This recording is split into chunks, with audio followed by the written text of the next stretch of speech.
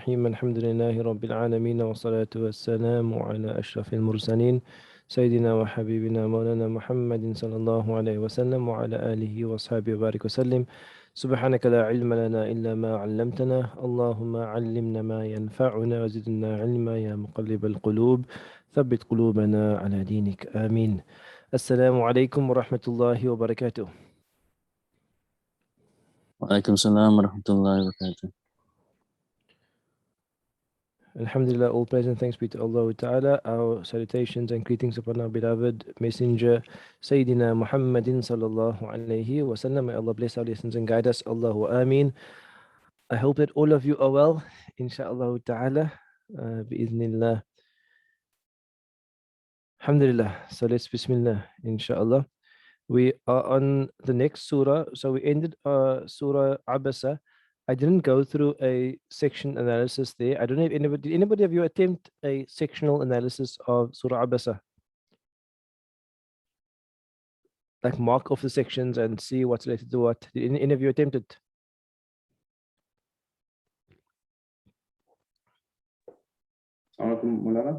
This was like Yes. homework a few weeks ago, right? When I said we must try it.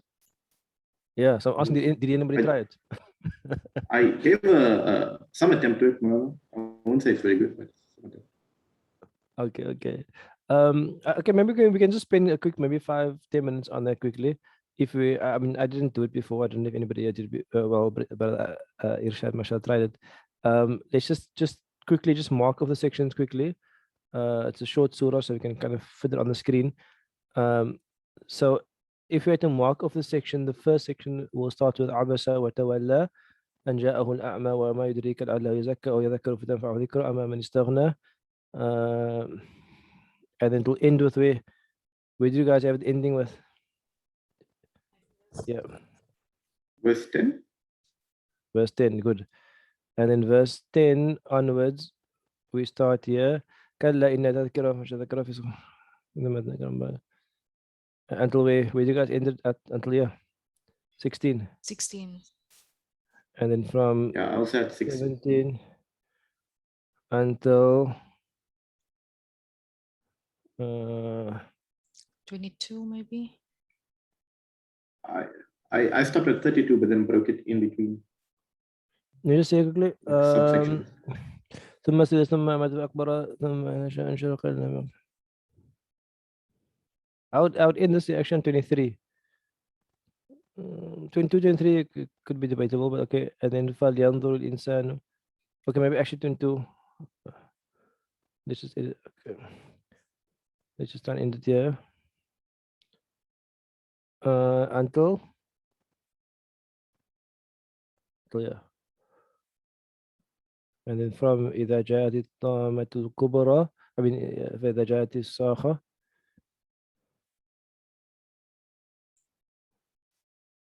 Got that as one till the end, yeah.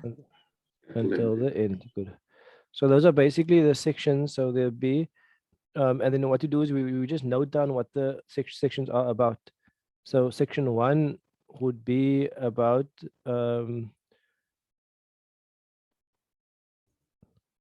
actual events with the blind man.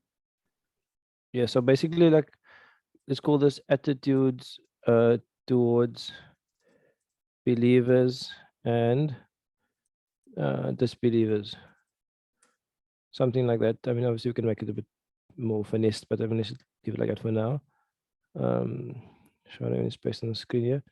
That would be the first section, and the section will be about what? The Quran as a reminder and descriptions of the Quran. Okay, good. Maybe let's call it the status of the Quran. The Quran. And also, like, maybe not believers or disbelievers. Let's call this those who seek guidance and those who like it's called avoid guidance, like those who deem themselves to be sufficient. Good. And then the next section here, قتل الإنسان ما أكفره.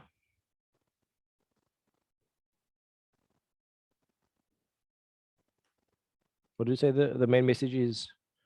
We know what the translation is, but what would the main message be? Say it again, Favors of sorry. Allah. The favors Okay. of Allah. Favors Allah, yes, Which but one? specifically here with regard to who? Men. To humankind, basically. Humankind. So, signs of Allah's, it's called Qudra, within the human journey. Good. And then what's the next one here? كلا ما يقضي فعل الإنسان إلى طعامه.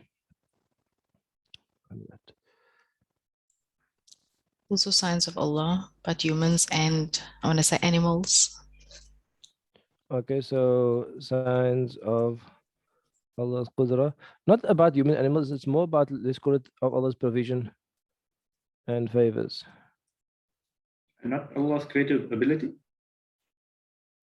Yeah, so provision, creative ability, sign of Qudra, so similar meaning. Okay, and the last part here. Qiyamah. Yeah, And also about Qiyamah, but also specifically The two groups of people and what two will groups be of happening people. on the ground almost. Okay, good. So the Qiyamah and the outcome of the two groups of people. Okay, so that's going to be at the end.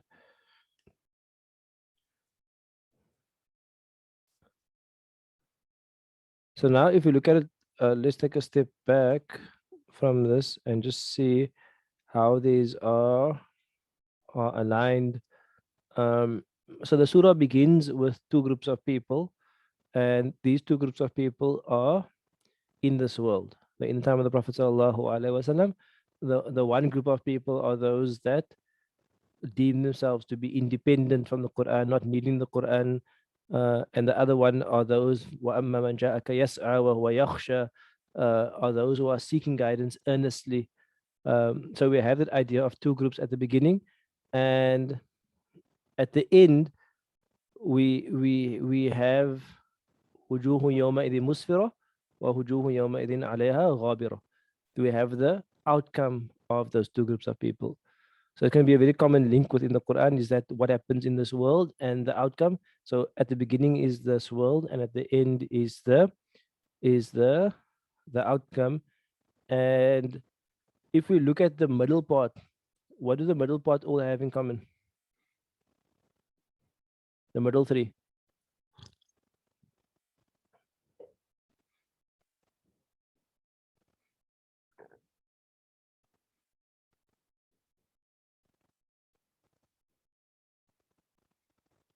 Anybody? I think all three speaks about Allah's favor to us, to man. Yeah, and also would be considered to be all about also speaking Allah's ayat as well. Again, ayat, the first part is ayat way, signs way.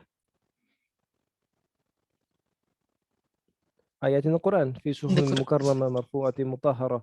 In other words, the first section. So in other words, there are people who are seeking Allah's guidance, seeking Allah's illumination, and there are people who are avoiding it. Allah is saying at the end of the surah, if you are going to be of those that are going to seek it, you will be illuminated in the year after, and you are going to be those who are avoiding it, you will be covered in darkness in the year after.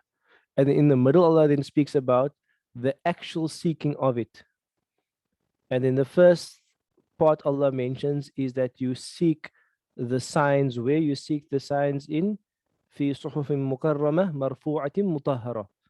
And where do you seek it? Why do you seek it there? Because كلا إنها تذكرة. Because it is a reminder. So in other words, in the status of the Quran here, Allah is telling the audience, the reader, is this is where you seek the signs. But you only seek it there now. Where else are the ayat?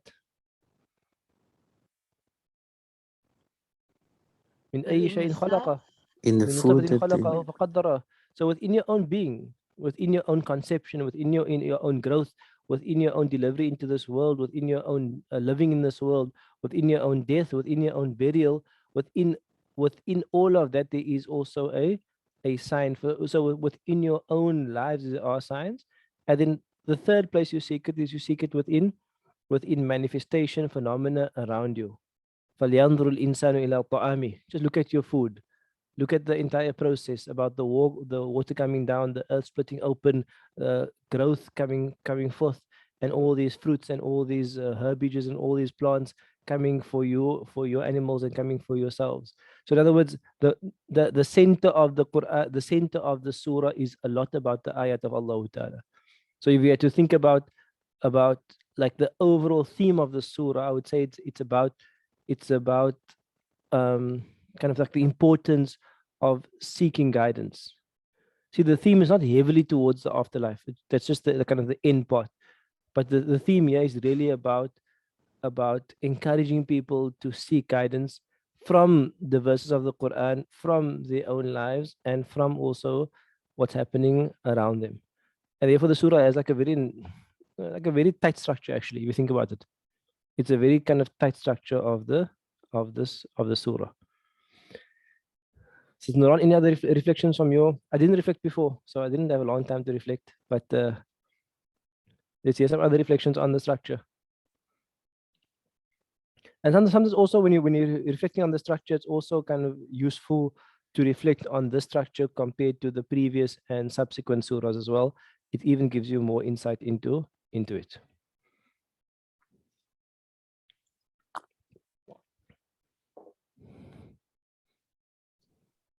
Anything else? Bismillah. Bismillah.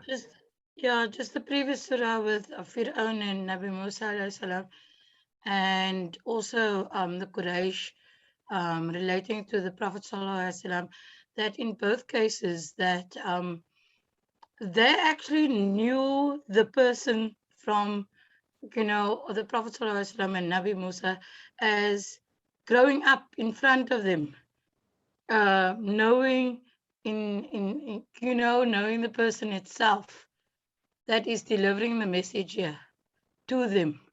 So they have insight, a deeper insight into what other audiences might not have, because they saw this, both of them, as children, as growing up in the traditions of their households or their.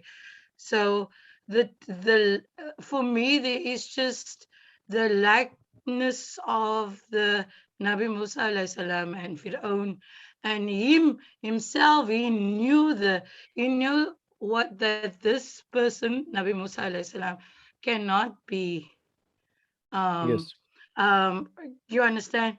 He's not. He must be speaking the truth. But so there's basically a strong parallel between two.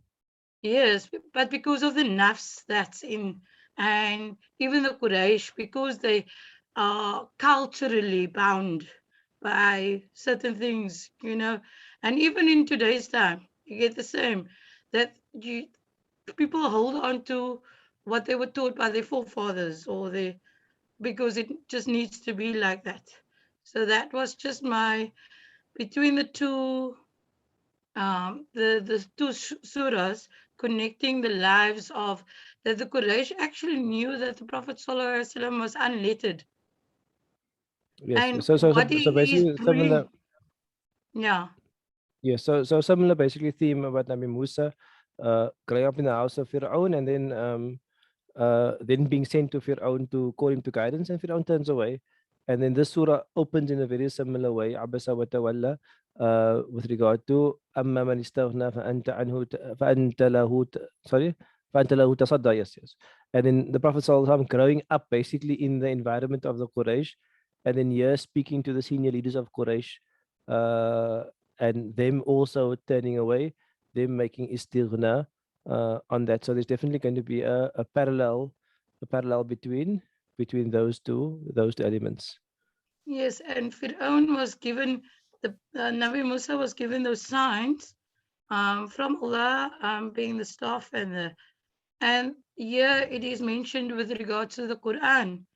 The Prophet ﷺ was given the Quran, and the Quraysh knew the Prophet ﷺ and what environment he grew up with. So what he's bringing to them, I feel in the back of their mind, they must be, but it's, for some people, I feel also even in my own family, you know, my Christian family, I feel there must be some in the back of their mind that there is some truth that, but because of the traditionals and what they've been taught, and this is, it's difficult to bring them the message because they cling to their forefathers' messages.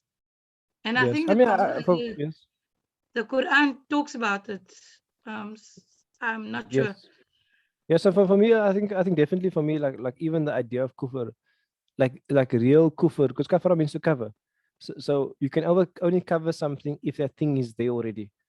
So like for me, what kufr really means is that when someone actually receives the message, comprehends the message, understands the message, and recognizes it is true, and then refuses for whichever reason, could be nafs, could be culture, could be whatever the reason is, doesn't really matter. But for whatever reason, the person then opposes the message or rejects the message. And that is really the definition of kufr. Because within the Quran, kufr is never used for people who haven't received the message. And I think that would be basically the idea with regard to these surahs. Good. Any other reflections on this? Bismillah. Maulana, so the middle section of the surah, I feel like for us, we already want to say guidance seekers. We are looking for guidance. I always look at it like for myself. Yes. When when I think about the miracle, you know, Allah's favor in the reproductive system, you know, I'm a mother myself. So there's other things that I would think of, like just the stages of the embryo and all of it. And I know that's been mentioned in other surah, but I just found it so profound, like the verses that we came across. It's not examples that I thought of. And I've given this a lot of thought before. Every time we come across surah, every time someone's pregnant, you know, someone who's close to you. And I just thought like, it was very, very profound. And even the section after that, when Allah refers to splitting the earth, you know, and everything that grows from that, we take things for granted. You know, we eat, we think, okay, you know, you need to go to Pick and Pay or Checkers or whatever, you're going to buy your stuff and you're going to, you know, and I think we just don't take enough, we're not conscious. We do things because that's the norm, but we're not really conscious. Even if you can remind yourself and you can remind your family, you know, you must make shukr to Allah, you know, for giving you another day and an opportunity to worship Him. But do you really think about that when you're saying, you know, Alhamdulillah, Alhamdulillah, if you're making your dhikr, are you thinking about all of that? And I don't think we are. So I find that after going through verses like this, and maybe because I'm busy with this surah right now, when I am making dhikr, like it forces me to think about other things now. Like it's like it's very I'm going down to like other specific detail. And then because of all of that, which I haven't been paying attention to before, I go on to that last section. And I mean, that is, you know, that needs to still happen. That must still come. Yes. And because of the truth that I know, that I experience now already, and that I've been exposed to, it's very scary to think like you're going to run away from, you know, your mother and your father and wasahibi wabani. It's a very it just hits differently. Don't know how to explain that. Yes. And I But mean, I think even those are not also necessarily obviously referring to all people. No, of course. Yes, but just that there's going to be a time when this is going to happen. Yes. And I just read like a few ayat of the following of the next surah, Surah Takwir, of this, and I thought, you know, it almost continues, but it's like you're looking down and then you're looking up. And I feel like with Surah Takwir is like you're almost looking up. Like at that moment, you just need to look up and you'll see what Surah Takwir is like showing you. The imagery is also very heavy. And I just think like if you accept the truth of what is now, it's so much easier to accept the truth of what is to come. Yes. So yeah. Excellent. So I think within the detail, there's a lot of reflection, and I think that's the nature of the Quran, is that within the detail of all of these ayat, there are going to be a number of reflections and reminders, as you mentioned, that we forget. And Allah says, "Kalla inna tadhkira faman sha'a dhakara fi suhufin mukarrama." This is the idea that the Quran awakens your consciousness, it awakens your mind, your thoughts, it removes you from your sleep, it awakens you completely spiritually, the eye of your heart. So definitely there's going to be a lot of reflections. And as you mentioned there about the womb of the mother, I mean, the womb of the mother is basically the manifestation of Rahmah. That's called Rahim. So it's like the perfect symbol for the manifestation of Rahmah, because the womb houses, it feeds, it warms, it facilitates growth, protection, and all of those things are actually elements of Ar-Rahman. So many reflections on this that we need to do. And for me, it helps to see also the big picture as well. It's like, you can almost like you can zoom out and see like the big picture theme of the Quran, and then you can like zoom into the individual verses and words, and then get like the detailed insights of the surah. And it almost becomes like more powerful when you look at it from multiple levels. I think that's the objective behind the study of Juz Amma, is to enable us to see those multiple levels, inshallah. Okay, barakallah. And I think also I just wanted to get into the practice, the habit of understanding the section breakdowns and identifying the themes of each section, and then aligning the themes to the different sections. So this would be a very, like, there's a beginning and there's an end, and there's a very clear center of it. And in a sense, the center of it does what? The center of it is I don't know, we can do it mathematically, but the center of it is going to be also a bridge between the here and the now. Because in the center of it is the journey of human beings from as-sabila yassara, from your life in this world, your birth, your life in this world, to your death, to your burial. Thumma idha sha'a anshara, and when Allah wants, He will resurrect you. And this anshara is basically going to be a link to the sahabat. Are you with me? So in the center of the surah, there is a bridge between this world and the year after. And in the beginning, there's this world, and in the end, there's a year after. And the center is like the mirror of that, or in the center. So I think there's always, like those details are always beautiful to see within the surah. And it just also requires time. It requires time and reflection. The more you reflect, I guarantee you 100%, the more you reflect, the more structural elements are going to just emerge from these surahs. And that's the nature of it. So, Naran, bismillah. Also, the verse after that, Kalla lamma yaqdi ma amara. I don't know why I was focused on that as my center. Okay. It's maybe not mathematically correct, but Yes, yes. but yeah, I mean, there's something to take away for everyone. Yes. Doesn't matter I mean, which group this you year fall is basically into. like the idea of taklif, like the idea that you have a responsibility. And lamma yaqdi ma amara, we haven't yet fulfilled the responsibility. Yeah. And we have people who are doing it, but not doing it, and there's an outcome, and there's also going to be so this whole centerpiece is what happens is that when you do a thematic analysis, you try to kind of focus on the center as well, because the center of something is something where like the main thrust, the main message is going to be within. Okay, good. So I think let's move immediately to Surah Takwir. So the word Takwir is what verb?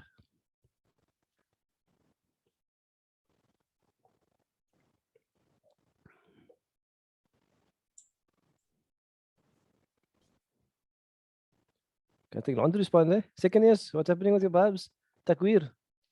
Taf'il. Verb taf'il.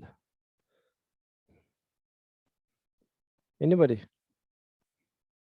The master of the second verb. The master of the second verb. Kawwara yukawwiru takwiran. It's the master of the second verb. And why is the surah called Takwir? So from as far as I know, the Prophet didn't call the surah Takwir. It was just the name given to it. The Prophet used to refer to the surah as إِذَا الشَّمْسُ كُوِّرَتْ. It was the reference to it. So it's also called إِذَا الشَّمْسُ كُوِّرَتْ, also the name of the surah, but the kind of other name of it is going to be Takwir. What's the meaning of Takwir? I didn't even check the official translation of it. But normally Takwir, When you roll something up. when you roll something up, or you Takwir is the idea of almost like a turban, when someone like wraps a turban.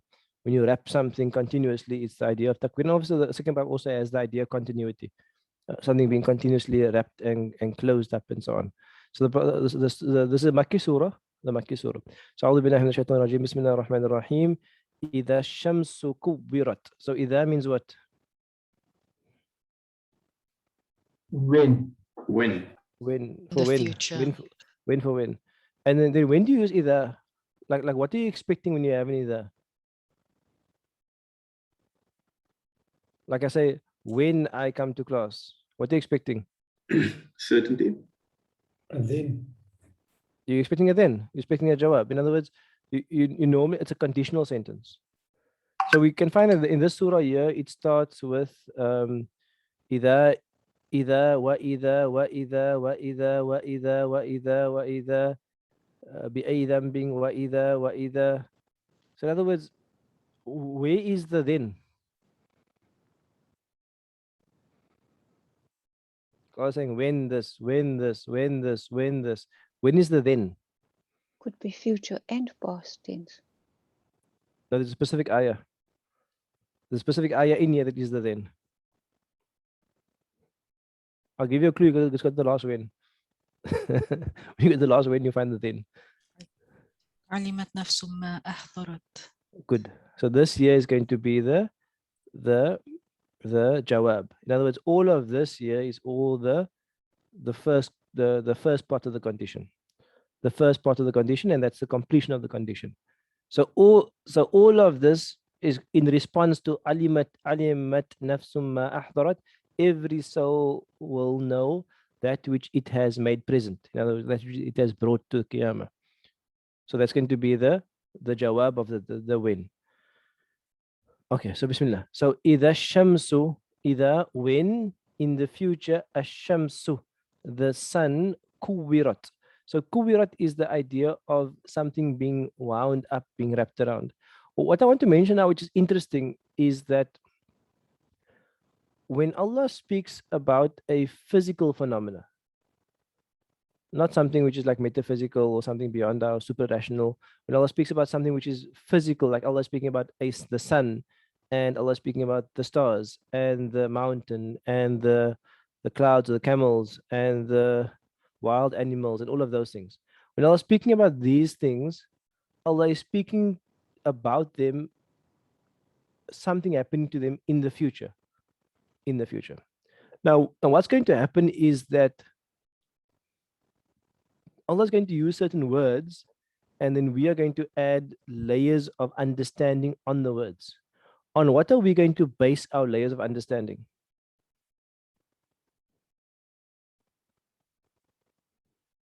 Like I'll tell you a very simple one. Idal biharu sujjirat. When the waters start rising, what are you going to think about immediately? A flood. Flood. Flood. What else do you think about? Global warming. You think about global warming. So in other words, you're going to layer onto the verse your understanding of scientific natural phenomena, because that's a normal human thing to do. When someone speaks about the topic, you take your existing knowledge, body of knowledge, and you then impose it onto the topic. Is that a good thing or a bad thing, or should we do it or shouldn't we do it? How should we navigate that?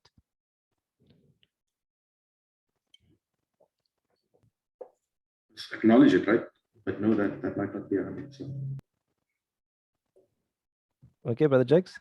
Mona, I think it's a good thing. I think that your surely my view is that Allah would know what my reality would be, and thus my reality must inject the understanding that I'm getting from the Quran. Good. And is there a chance that your own imposition of thoughts are wrong? Absolutely. My view is, Maaf, Absolutely. Good. my Sunil? view could be also to the detriment, where you it creates some sort of arrogance for you to almost try to think that you are able to fully comprehend, because ultimately we will never fully be able to fully comprehend the meaning of the Quran. And by us trying to take our limited understanding and superimposing that on the Quran, may bring about some sort of arrogance and also difference in what the actual meaning is supposed to be. Okay. A good perspectives. So what I want us to separate clearly is I want to separate clearly between what the words are saying and what we possibly think the words could allude to. And we have to really separate that clearly. And we must draw like a distinct line that the words are saying this, and perhaps it means global warming. Perhaps it does. Perhaps it means the contraction of the universe because the universe is expanding and they're saying one day the universe is going to contract and then that's going to happen. It could refer to something like that. We don't really know, but we could obviously. I think it's very much within the human nature. It's very much within the instruction of Allah. أَفَلَا يَتَدَبَّرُونَ الْقُرْآنَ. Do not ponder and think that tadabbur actually means to think beyond the surface level. Do not think deeper about the Quran. And you can only think deeper within your own frame of reference. So I'm not saying I'm saying it's a positive thing for us to use our body of knowledge to understand and unpack and try to illuminate what the verse is referring to, because that's a natural human condition and also it's a command from Allah Ta'ala. However, I want to say is that there also has to be some sort of, let's call it like conservatism with regard to tafsir. And when I say conservatism, it sounds right. Conservatism sounds like, is that right? Sounds so like long. Anyway, when I say you must be conservative about tafsir, I mean you must add your body of knowledge in a conservative way, meaning what? Don't make it the meaning. Say that this is a possible understanding based on our current scientific knowledge. Don't try to expand don't definitively say it means more than it means definitively categorically. Are you with me? You can say it speculatively. And that's what I mean with being conservative about tafsir. The reason I say that is because the science keeps changing, but the ayat don't. Well, Jake's between the... When you were talking and in reading the verse, one get the sense that it's your approach to, as mentioned in the previous surah, it's about the difference about being a seeker and a finder. You must constantly be a seeker rather than somebody who's found something. And it's in that attitude that somebody mentioned, giving to yourself the fact that that you understand this, giving to yourself that understanding that you understand what the Quran is saying. It's not about understanding what the Quran is, but constantly seeking to understand what Allah is asking you. Why yes. I think it's important to constantly seek is because the Quran is a communication from Allah to us, and the person communicated to has to actually work to understand the message. Yeah. Yes, of course. Yeah. Yes, no, I agree with you 100%. The only reason I have that long preamble is why I have that long preamble towards the surah and scientific phenomena, and I probably told you in the class probably like 10 times. So I'm gonna keep saying it again. Is that there are people who, in a sense, like psychologically, want to validate the Quran through modern science. Yes. And like from a psychological point of view, like someone has a professor in science and then they're studying cosmology or astronomy, whatever they're studying, and then they come across a verse and they say, can you see this verse is valid? This verse is speaking the truth because it corresponds with our science. And only a being who knew this could reveal a verse that corresponds with our science. But that's the wrong answer. It's the wrong approach to the Quran. Yes, you can apply your science, but it's still speculative. It doesn't definitively say Allah had intended by this, because these are matters of the unseen. Because tomorrow your science changes, and then the world was flat and it becomes round, and then all of your validation of the Quran has fallen away, and then that will affect your appreciation of the Quran. So I'm just Bismillah. The Quran validates the science as opposed to the science validating the Quran. So the Quran, even the Quran validating the science, is that possibly, but again, we're speaking about the end of the world, and I would even hesitant to say yes, the Quran to some extent can validate the science, but it's not a book of science. It's like a book of ayat, and I think that we must just maintain the distinction to keep the clarity, inshallah. But let's go through and we'll discuss all of those things as we go through, inshallah. So, Bismillah ar-Rahman ar-Rahim is ash-shamsu kuwirat. So, how is it normally translated? I didn't even check the translation. Maybe some of you did. When the sun is wrapped up. So, what do they mean wrapped up? Wrapped up in darkness. So the idea is basically like physically wrapped up, like into a scroll or something. That was my understanding. Okay. It says in darkness as well. Yeah. So in other words, so let's go back to the root. This is the word like takwir. You can almost imagine someone like wrapping a turban around their head. That's the idea of takwir. There's a constant wrapping up of the sun. Now what I'm saying, that is what the verse is saying. The verse is saying that the sun will be wrapped up. Then you have elements of science, elements of tafsir wrapped up in darkness, like a layer of darkness upon a layer of darkness will be wrapped up. Or maybe someone else will come with some other tafsir later on when they find some scientific phenomena about bands around the sun, or I don't know what. You know what I mean? Like there will be different manifestations of tafsir based on current science. Are you with me? And Mufassirun, like 500 years ago, they would make tafsir based on their 500-year-old science.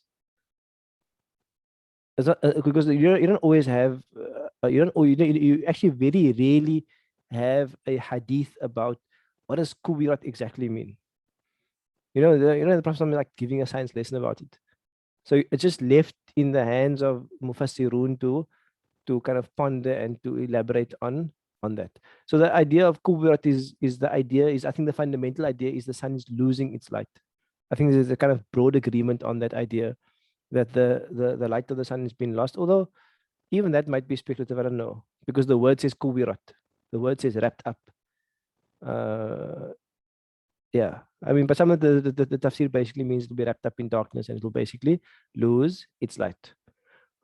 وَإِذَا النُّجُومُ انْكَدَرَتْ وَإِذَا, and when النُّجُوم, nujum are what? Nujum are the stars. Inkadarat. Inkadarat means what? To become dull, Maulana, to like lose its shine. Good. So the idea is that almost like water is clear and then you add mud to it and the water becomes murky. So it loses its clarity, it loses its shine. So the idea is that inkadarat means that the stars also lose their light. Another meaning of inkadarat also means to fall as well. So when things become murky, when the stars become dark, and when the stars fall as well. And there's also the idea of inversion in this. Is it qiyamah in how is idha shamsu kuwirat, the idea of inversion? What does the sun normally do? Shine. It normally illuminates. It normally it manifests things. Now the thing that manifests itself, the manifester, because you can't see without light. So that tool of manifestation, of vision, of sight, what happens to the tool of vision and sight? It itself is being concealed. You with me? So that's the opposite. When you think about nujum, what do you think about? You think about things that are high, things that are bright, that are piercing, that are dazzling. The piercing, high, dazzling things are going to become dull, and they're going to fall as well. So you have that opposites. وَإِذَا الْجِبَالُ سُيِّرَتْ. وَإِذَا, and when الْجِبَالُ, the mountain, سُيِّرَتْ. What سُيِّرَتْ? They're moved. moving. Move. They not are moving. It will be sayyarat. Sayyarat means Weird are moved. moved. They Mm. are. So in other words, it's majhul. The mountains are being made to move. Moved. Even إذا الشمس كورت, the sun is being covered. The sun is not covering. The sun is being covered. And the mountains here are being made to move. So we know at the end of Qiyamah, Allah will move the mountains and Allah will destroy the mountains and pulverize it until it becomes like corded wool, as it becomes like dust. So again, can you see that? What's the inversion of this? Arsaha. Let's. Like when you think of a mountain, mountains are normally it's pigs. So they, Peaked. like, Yeah. when you think of a mountain, you think of an Fixed. anchor. You think of something. It's the opposite of movement. Mountain is stability. Mountains are anchors. You know, mountains are the one thing that is permanent in a community over millions of years. So here, that permanent anchored object, it itself is going to become moved. وَإِذَا الْعِشَارُ أُطِّلَتْ. What's an ishar? Is that a camel? It's a camel, but a specific, Camel. Full term. A full term camel. a full term. So it's full term as male or female? Female.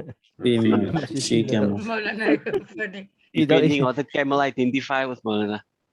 No, we are essentialists here. You have to be essentially female to be pregnant. So وَإِذَا الْعِشَارُ أُطِّلَتْ. Ishar actually has two meanings. So the first meaning of ishar is going to be a camel who is pregnant, a camel who is about to deliver. Uttilat means what?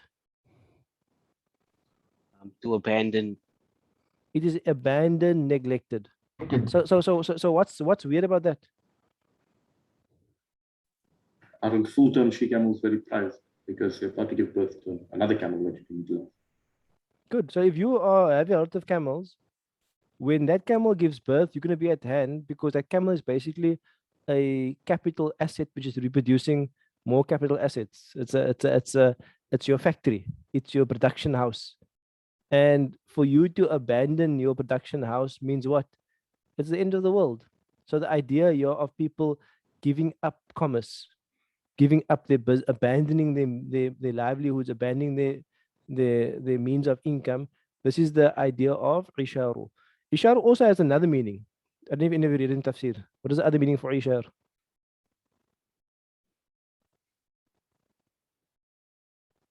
Ishar also can metaphorically, and because it's used in Arabic like that, is that ishar can actually refer to rain clouds. So ishar, like a camel who is pregnant is basically like a rain cloud. It's about to deliver. The camel delivers a small camel, and the rain cloud delivers rain. So what does it mean if the rain clouds are uqtilat?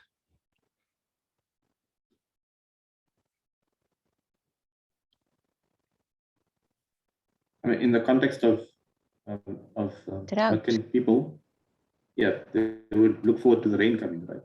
And you're ignoring that. Or potentially maybe for farmers, people that have like an agrarian lifestyle, look forward to the rain coming. And people in the desert. So it actually means that the rain clouds don't rain. So it means actually that the clouds like don't come together, or the clouds come together but the rain doesn't fall, because the ishar, which is the rain cloud, is being abandoned, like by the force of nature. So what's the tafsir lay that comes to mind, or the modern phenomenal layer?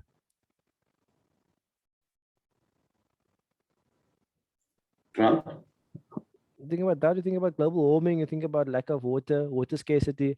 You think Drought. of all of those things as being ayat, which come to mind when you think about وَإِذَا الْعِشَارُ أُطِّلَتْ, when those clouds that are traditionally rain clouds that are pregnant with water, they gather, or they don't gather properly, but they don't basically, they uttilat, they are abandoned. They don't actually produce the rain.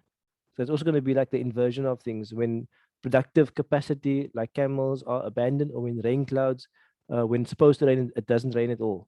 وَإِذَا الْوُحُوشُ حُشِرَتْ. وَإِذَا الْوُحُوشُ. What's the wuhush? Wild beast. Hush is basically an animal which you don't normally domesticate, like a lion, tiger. You don't normally keep except if you're Arab. But the Well, normal I was people don't actually keep thinking lions. about the Arabs now. Yeah, Because yeah, no, they removing mountains to build buildings. They're not bothered about camels anymore because they have oil money. And they have like cheetahs and lions and all that as pets. yeah, yeah. It's So not that's like it's the sign of referring to them. Qiyamah, sign of Qiyamah, Habibi. So who are those animals? Tigers, lions, like wild animals. Hushirat means what? Together. Now, normally these wild animals are left in the wild because they attack people. But So why the these gathering, doctor? they're brought together. Why would that be a sign? So in other words, what's the inversion, first of all? The inversion is that these animals don't normally do what? They don't gather. You don't gather. You don't have like They're a not lion and gathered here. a springbok not- hanging out there, They're best not friends worried, there. You yeah. get what I mean? A They- lion they- and a they actually- springbok won't be close, yeah. They won't be worried about eating each other and whatever they normally Yes, do. yes. Yeah. So the one thing is that the one tafsir of this is going to be that there'll be an inversion in the natural order. That animals who once upon a time used to attack themselves or defend themselves as beasts of prey and so on, they would now be gathered as a sign of Qiyamah. When are the other times where animals like flee from their habitat? When The the fires. Yeah. When in like natural disaster, fires, the earthquakes, tornadoes, all of those things. So then that's also going to be an allusion to the idea that animals who used to be in the natural habitat will come racing out of the natural habitat because of the natural phenomena. There might be fires, there might be earthquakes, and the animals will be forced to gather where they didn't used to gather before. So it's all going to be signs. وَإِذَا الْبِحَارُ سُجِّرَتْ. Bihar from the word bahar. Bahar means like a body of water, like a sea. Bihar means the bodies of water, the seas. Sujjirat means what? Assalamu alaikum. I was a little bit like, Flow. yeah, but like some of the tafsir like say on fire. So I'm not What's sure. on fire? The ocean, like the ocean, like if you look at some of the, like, I mean, if you just read the word in the dictionary, it says overflow. But if you read some of the tafsir or like some of the meanings that other scholars like derive from that verse, they say instead of like overflow, they say like on fire. So is that like as a result of the sun and the stars, like all going to the ocean or what? Okay, so I think let's just do linguistically first. So what does sujjirat means linguistically? Like dictionary meaning, actual meaning. Overflow. It's overflow. So when the thing overflow, it basically overflows when bodies of water rises. So bodies of water rises, and sujjirat means that the bodies of water start rising, they start combining, and basically the sea level starts rising. So this is like the literal meaning. وَإِذَا الْبِحَارُ سُجِّرَتْ. I didn't read tafsir about the fire and things. I must double check. I only read Ibn Ashur, but I didn't check Ibn Kathir and so on. But literally, it would mean basically that the oceans are rising, are coming together, and the water level is rising. Where do you read that other one about the fires? Which tafsir? I think it was Ibn Kathir. Ibn Kathir and in Ma'arif Ma'arif al-Quran. al-Quran. Insai International. Ma'arif al-Quran refers to the sun. The first, I think it's the first ayah. Instead of being folded up, that the sun is going to be thrown into the ocean, and the ocean will then be on fire because of that. And that's what will cause the darkness. Okay, so let's check quickly. So what you do is that when we have those types of tafsir that moves away from the literal meaning, we have to check the attribution of it. And I don't see anything here. Okay, even Kathir not saying much about that. Okay, I'm checking what they say here.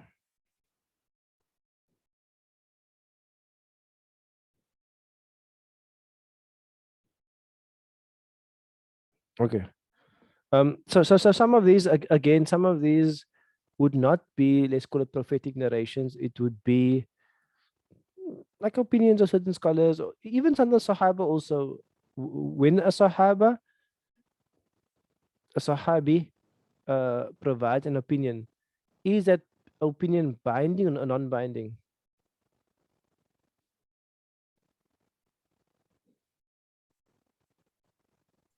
Not Like Ibn necessarily Abbas, binding. Irshad?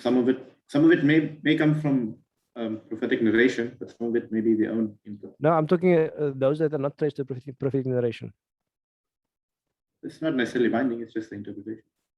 Yeah, so it's not necessarily, so obviously we have a great reverence for the original Mufassirun because they were close to the Prophet sallallahu alaihi wasallam, because the Prophet made dua for them, Allahumma allimhu, Allahumma faqih fi din wa allimhu ta'wil for Ibn Abbas. So they would have basically kind of clear insight into it, but doesn't mean that their position on every ayah is binding as a form of understanding. It's basically going to be an opinion also which goes into the discussion of what the ayah could mean. Malana, could it be that it's also keeping up with the theme of it giving of the opposite of what it generally is? Because I mean, generally water does rise in levels. We see that, but it could be that generally something that we think that is going to protect you from the fire now becomes the fire. There could be a perspective as well. Like there could be a perspective as well. In terms of it's just that there's no allusion in the ayah to fire. You with me? Sujirat just means something rising. So I think what could also happen is that when you think of rising, our mind might go to global warming and levels rising, because global warming is basically the addition of heat. You with me? It's addition of heat, and then things melt and water rises. So if you think about it logically, if there was no reference to global warming, like it didn't even feature as a rational possibility, then what's the next rational possibility for things rising? You might think of things boiling. Something was thrown in it, some addition of something else, something is boiling, and so on. So there might be kind of then other reasons for it, if you know what I mean. Yakin? In the translations, they specifically mention fire and flame. So yeah, is that their own interpretation of the is word? it brackets or not in brackets? It's not in brackets. So is that their own interpretation of the Arabic word or translation of the Arabic word? Because the Arabic actually says, like you said, made overflow. So yes. Maybe the dictionary, I didn't go to the dictionary, but would flame be listed there for the Arabic root letters? I don't know. Well, translation either says boil over. So I think that would be basically a liberty, a translation liberty, because translations often kind of use tafsir in the translation, and therefore I always prefer just to keep it linguistic, and then keep the others as possibilities of meaning.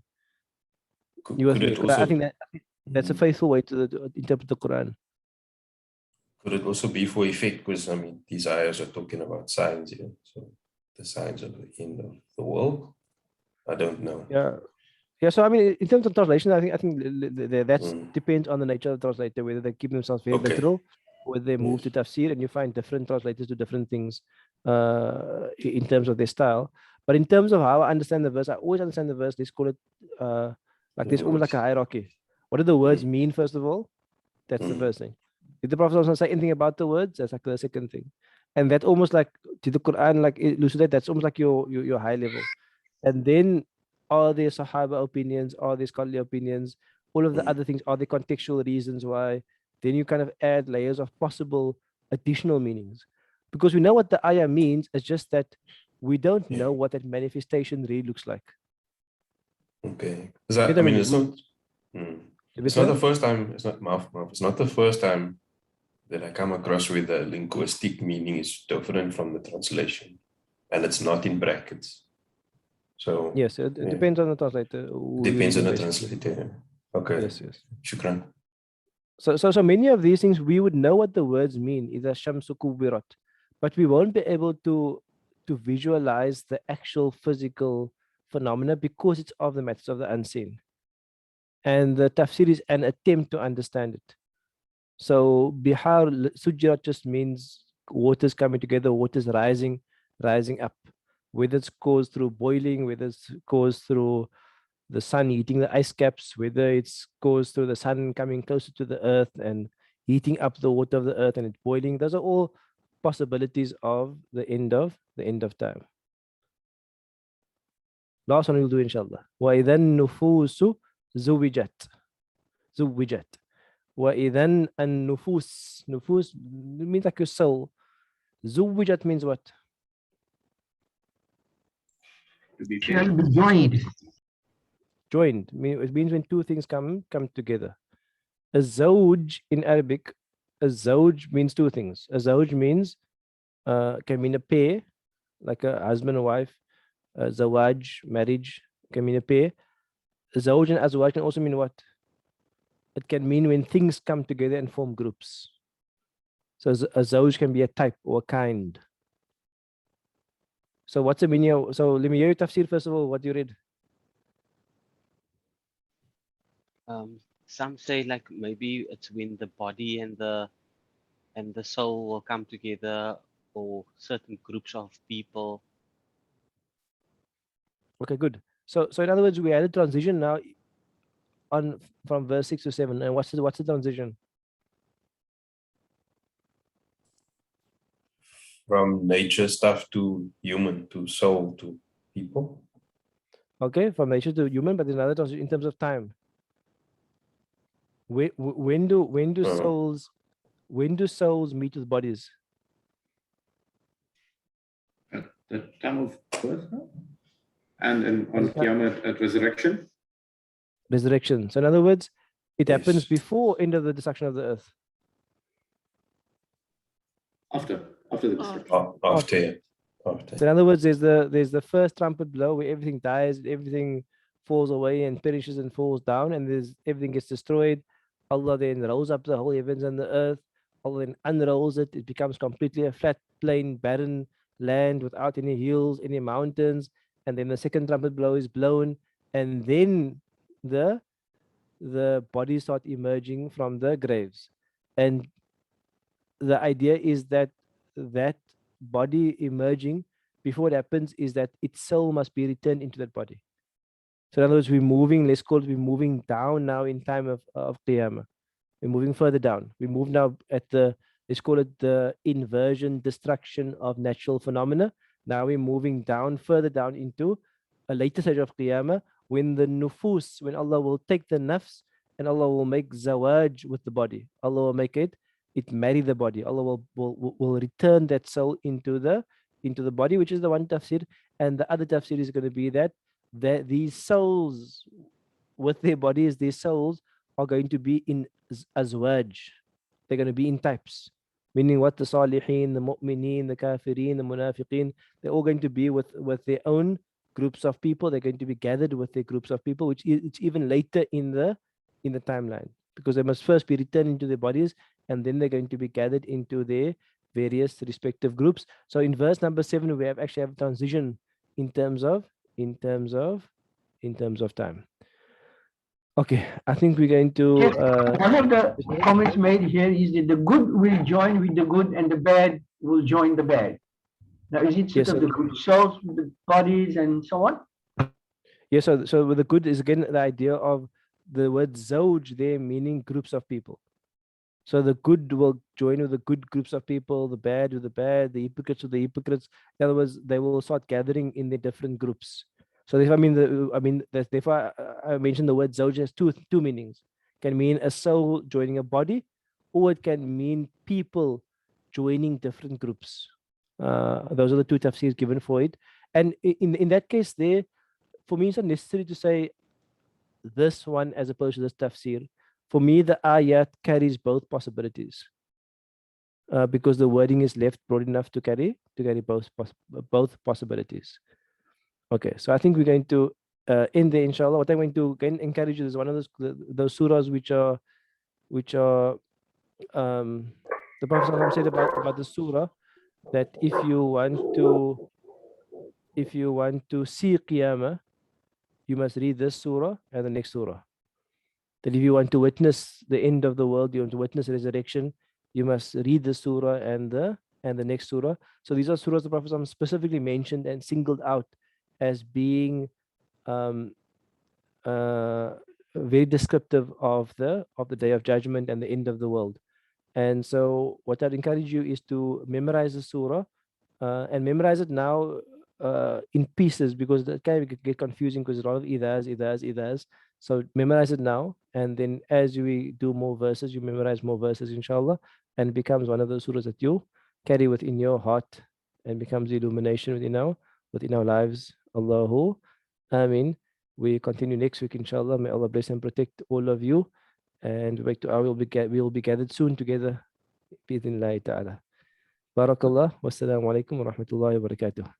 Wa alaikum assalam wa rahmatullahi wa barakatuh. Have a good Sunday, son.